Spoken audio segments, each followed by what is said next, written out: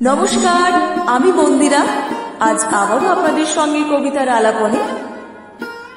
আজ যাকে ঘিরে কবিতা বলবো, তিনি আমাদের জীবনের প্রথম শিক্ষাগুরু, যাকে নিয়ে আমাদের জীবন রচনার পাঠ শুরু হয়, যার জন্য আমরা নিঃস্বার্থ ভালোবাসার অনুভূতি উপলব্ধি করতে পারি।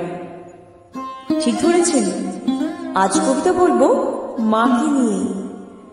কবি সুদীপ্ত দুবাই নীলের কলমে সেই ভাবনার আত্মপ্রকাশ। আঁচলখানি দাও পেতে মা, ঘুম নেমেছে চোখে, স্নেহের ছায়া দিয়ে আমায় জড়িয়ে রাখো বুকে।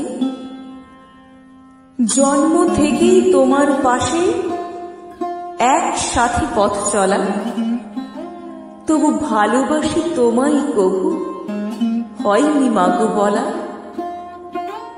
ভীষণ ভালো আছি মাগো, কারণ শুধু তুমি, তোমায় ছাড়া জীবন আমার অথই মরুভূমি। ধন্যবাদ। সকলে ভালো থাকবেন, সুস্থ থাকবেন, আর অতি অবশ্যই সৃজন থাকবেন।